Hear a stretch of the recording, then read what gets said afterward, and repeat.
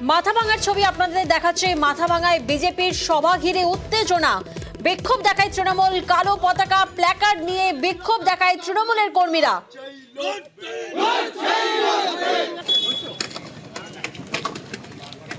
মাথাভাঙায় বিজেপির সভা ঘিরে উত্তেজনা, যেখানে কালো পতাকা হাতে প্ল্যাকার্ড নিয়ে তৃণমূলের কর্মীরা দেখুন বিক্ষোভ দেখাচ্ছে। যে ছবি আমরা দেখছি, রাজেশ এই মুহূর্তে আমাদের সঙ্গে রয়েছেন। রাজেশ, ঠিক কি কি অভিযোগে বিক্ষোভ দেখাচ্ছে তৃণমূলের কর্মীরা? দেখো প্রিয়ঙ্কা, আজ মাথাভাঙা 1 ব্লকের জোরপাটকি গ্রাম পঞ্চায়েতের শোলমারি এলাকায় বিজেপির মহিলা মোর্চার একটি কর্মসূচি রয়েছে।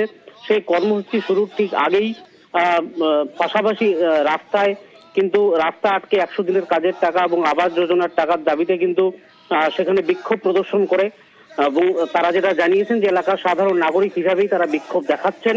তবে সেই কর্মসূচিতে উপস্থিত ছিলেন জোরপাটকি অঞ্চল তৃণমূল কংগ্রেসের সভাপতি কেশব বর্মন, এবং তিনি যেটা জানিয়েছেন যে এলাকার সাধারণ মানুষ 100 দিনের কাজ করে টাকা পাচ্ছে না, আবাস যোজনার টাকা আটকে রয়েছে।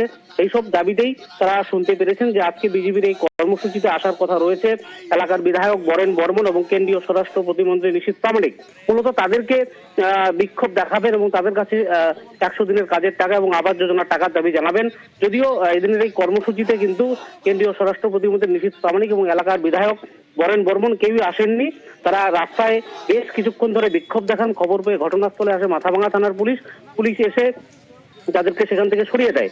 অপরদিকে বিজেপির 2 মন্ডল সভাপতি রাজীব সরকারের অভিযোগ যে তৃণমূলের দুষ্কৃতীরা তাদের এই কর্মসূচিকে ভণ্ডুল করতে এই ধরনের চক্রান্ত করছে, বিক্ষোভ দেখিয়েছে। 100 দিনের কাজের টাকার যে হিসাব রাজ্য সরকার দিতে পারছে না বলেই কিন্তু তারা টাকা পাচ্ছে না।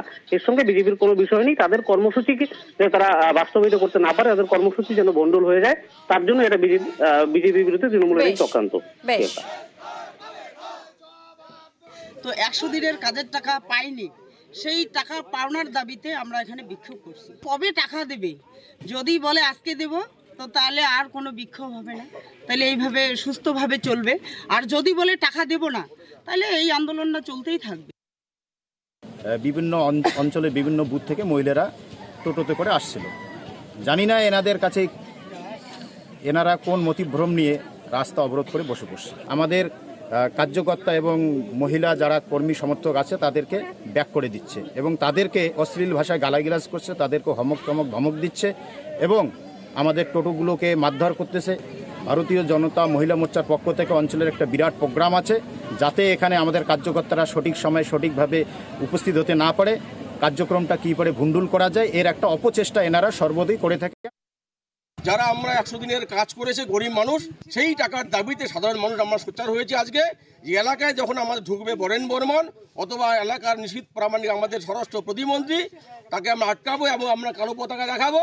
এবং আমরা জব কার্ডধারী মহিলারা এসেছেন যারা কাজ করে 100 দিনের, তাদের টাকার দাবিতে আজকে এখানে আমাদের এই বিক্ষোভ আন্দোলন। এবার আপনাদের মেটালি রিসর্ট থেকে ভাইরাল হওয়া একটি ছবি দেখাবো, যে ছবি দেখলে